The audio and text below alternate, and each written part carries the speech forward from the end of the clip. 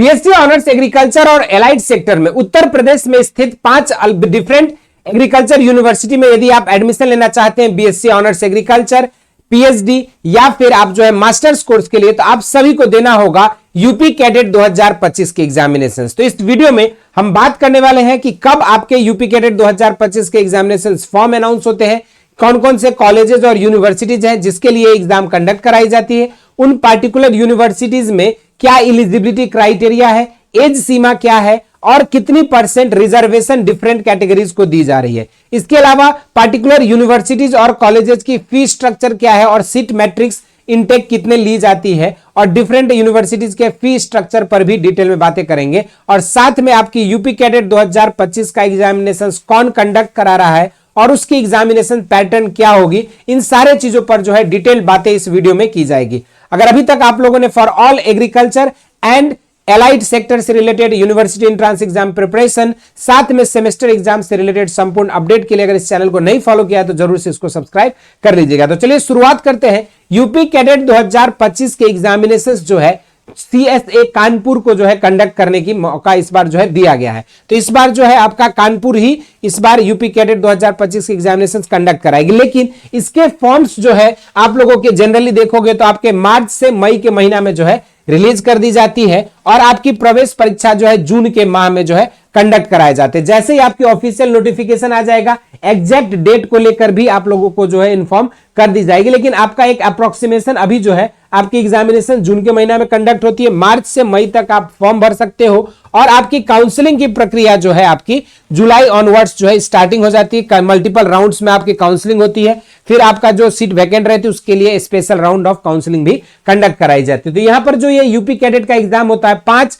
Different universities के लिए होता है, जिसमें सबसे पहला है Sardar Vallabh Bhai Patel university of agriculture and technology Meerut Uttar Pradesh. इसके आपके जो है अलग अलग 7 डिफरेंट कॉलेजेस है। College of agriculture Meerut, biotechnology college Meerut, college of veterinary and animal sciences Meerut, college of horticulture, college of post harvest technology and food processing Meerut, college of technology Meerut and college of sugar cane science and technology Meerut. इस तरीके से 7 different constituent colleges आपकी इस particular university में आती है जहां पे आपको एडमिशन मिल सकता है। Banda university of agriculture and technology Banda UP, इसके अंतर्गत भी आपके जो है 6 डिफरेंट कॉलेजेस आते हैं जिसके लिए आपको एडमिशन मिलेगा डिफरेंट यूजी कोर्सेज के लिए। तो वहीं पर अगर हम बात करें Acharya Narendra Dev university of agriculture and technology Kumarganj Ayodhya, तो इसके अंदर भी जो है आपके डिफरेंट 8 अलग अलग कंस्टिट्यूएंट कॉलेजेस है जिसमें डिफरेंट यूजी कोर्सेज के लिए कहीं हॉर्टिकल्चर, कहीं एग्रीकल्चर, कहीं फिशरीज, कहीं फॉरेस्ट्री, कहीं एग्रीकल्चर इंजीनियरिंग, इस तरीके से जो है डिवाइड किया गया। तो वहीं पर नेक्स्ट जो यूनिवर्सिटी है चौधरी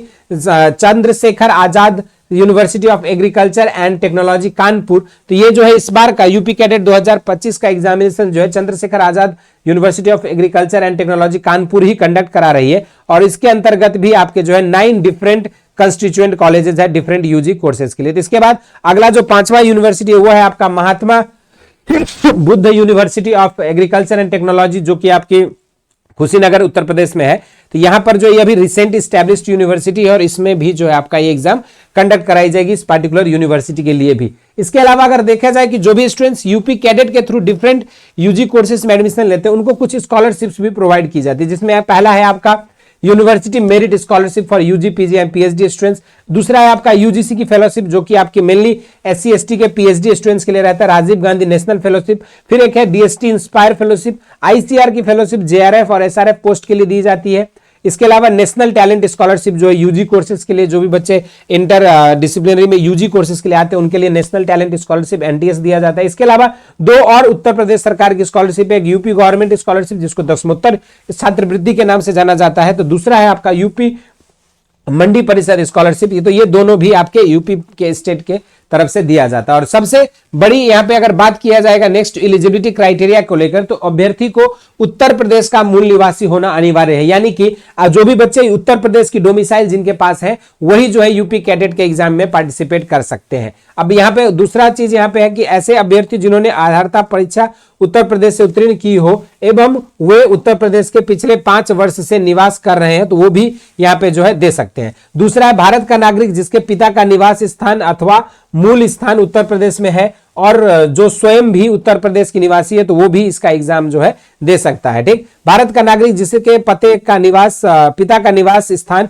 अथवा मूल स्थान उत्तर प्रदेश में नहीं था, किंतु जिसने अथवा जिसके पिता ने उत्तर प्रदेश में निवास अधिग्रहण कर लिया है, परंतु इस प्रकार के अधिग्रहण के पश्चात इस आवेदन पत्र के देने की तिथि तक उत्तर प्रदेश के अभ्यर्थी के निवास की अवधि 5 वर्षों से कम नहीं होना चाहिए। ठीक है, तब जाके आप, ये डिफरेंट कंडीशंस है, किस कंडीशन में, मेनली तो उत्तर प्रदेश की डोमिसाइल चाहिए और कुछ स्पेशल क्लॉज दिए गए हैं कि अगर दूसरे स्टेट के भी और 5 साल तक लगातार उत्तर प्रदेश में रह रहे हैं, इसकी अगर प्रूफ है तो आप भी जो है पार्टिसिपेट कर सकते हो। उसके बाद अगर हम देखेंगे यहाँ पे मिनिमम क्राइटेरिया, तो बीएससी ऑनर्स एग्रीकल्चर के लिए इंटरमीडिएट साइंस से होना जरूरी है, या पीसीएम हो या पीसीबी हो या पीसीएमबी या फिर इंटर एग्रीकल्चर से होना जरूरी है। यही एलिजिबिलिटी क्राइटेरिया जो है आपकी बीएससी एग्रीकल्चर, हॉर्टिकल्चर, फॉरेस्ट्री और फिशरीज में भी अगर देखो तो यहाँ पे बायोलॉजी कंपलसरी है। मैथ वाले जो है बैचलर्स इन फिशरीज में नहीं पार्टिसिपेट कर सकते हैं, बायो ग्रुप या इंटर एग्रीकल्चर वाले कर सकते हैं। वेटनरी साइंस में भी आपका बायोलॉजी कंपलसरी कर दिया गया, along with 50% aggregates in PCB and English for general, OBC and EWS candidate.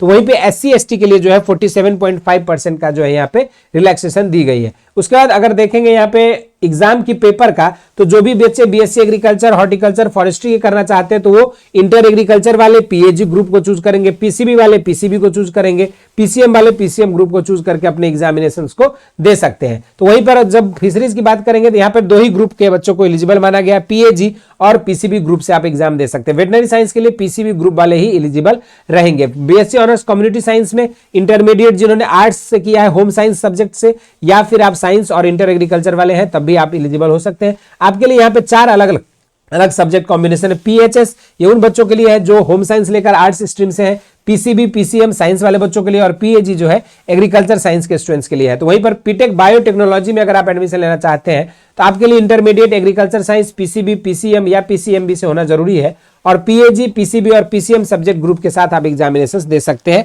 As per your eligibility, जो भी आपका सब्जेक्ट कॉम्बिनेशन बन रहा हो। बीटेक एग्रीकल्चर इंजीनियरिंग में पीएजी और पीसीएम वालों को ही एलिजिबल किया गया है, मैथ यहाँ पे कंपलसरी होगी। तो वहीं पे बीटेक डेयरी टेक्नोलॉजी के लिए भी जो एग्रीकल्चर साइंस और साइंस ग्रुप में जो है पीसीएम या पीसीबी वाले भी पार्टिसिपेट कर सकते हैं। एग्जामिनेशंस आप 3 डिफरेंट ग्रुप्स पीएजी, पीसीबी या पीसीएम से दे सकते हैं। फूड टेक्नोलॉजी के लिए भी सिमिलर केसेस से अप्लाई हो रही है। तो वहीं पर BTech sugar science and technology एक नई कोर्स जो है इंट्रोड्यूस किया गया है, इसमें आपका intermediate in agriculture sciences PCB PCM या पीसीएमबी वालों को जो है कंसीडर किया जा रहा है, और यहाँ पर भी 3 डिफरेंट सब्जेक्ट कॉम्बिनेशंस के साथ पीएजी, पीसीबी या पीसीबी के साथ या पीसीएम के साथ आप एग्जाम्स दे सकते हैं। वहीं पर BSc honours food nutrition and dietetics के लिए जो है intermediate arts with home science और या फिर इंटर एग्रीकल्चर या साइंस स्ट्रीम के बच्चे जो एलिजिबल हो सकते हैं। यहाँ पर भी 4 different subject group PHS, PAG, PCB या पीसीएम से जो है आप एग्जामिनेशंस को दे सकते हैं। इसके अलावा जो है यहाँ पे अगर देखा जाए एज लिमिट, तो पार्टिकुलरली अगर वेटनरी साइंस कोर्स के लिए देखा जाए तो यहाँ पे आपकी 31 दिसंबर 2025 तक जो है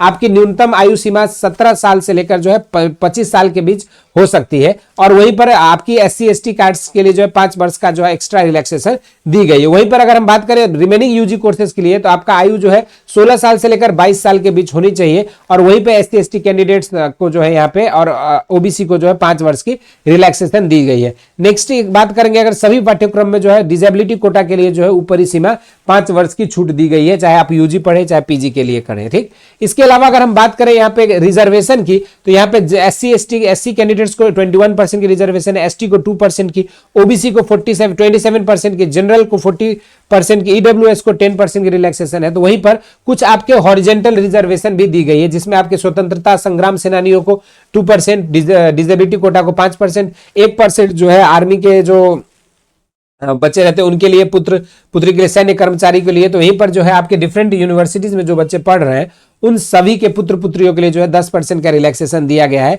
तो कानपुर, मेरठ, अयोध्या और बांदा कृषि विश्वविद्यालय में नियमित कर्मचारी के पुत्र पुत्रियों के लिए जो है यहाँ पे 2.5% का जो है यहाँ पे बीबीएससी के लिए जो है दिया गया है रिलैक्सेशन। तो ये तो कुछ आपके डिसेबिलिटी कोटा और अलग अलग सेशन वाइज क्या था आपकी जो है परसेंटेज रिजर्वेशन का, उस पर बातें करी। अब जो है मेन एग्जाम पैटर्न जिसको समझना स्टूडेंट्स को बहुत जरूरी होता है, उस पर हम लोग बातें करने वाले हैं। सबसे पहले यहाँ पे आपके डिफरेंट 4 ग्रुप में पेपर होती है। पीसीबी वाले बच्चों के लिए 20 नंबर का जनरल नॉलेज पूछा जाता है, 50 नंबर का फिजिक्स, 50 नंबर का केमिस्ट्री और आपका जो है 10 क्वेश्चन जो आपके यहाँ पे पूछे जाते हैं, सॉरी 80 क्वेश्चन जो आपके बायोलॉजी से पूछे जाते हैं, जिसमें आपकी बॉटनी और जूलॉजी मिक्स रहती है। उसके बाद अगर हम बात करें पीसीएम की, तो पीसीएम वालों को भी 50-50 क्वेश्चन फिजिक्स केमिस्ट्री से पूछे जाते हैं, 20 क्वेश्चन जीके के और 80 क्वेश्चन जो है आपका यहाँ पे मैथमेटिक्स से रहता है। तो वहीं पर पीएजी वालों के लिए जो है यहाँ पे अगर देखोगे तो आपकी जनरल नॉलेज से आपका 20% रहता है। अगर एग्रीकल्चरल फिजिक्स की बात करें 25% रहता है। एग्रीकल्चर केमिस्ट्री के लिए 25 रहता है क्वेश्चन, यहाँ पे आपके 25 क्वेश्चन जो आपके एग्रीकल्चर बॉटनी से रहती है। एग्रोनॉमी से 25 रहता है। 10 क्वेश्चन आपकी जो है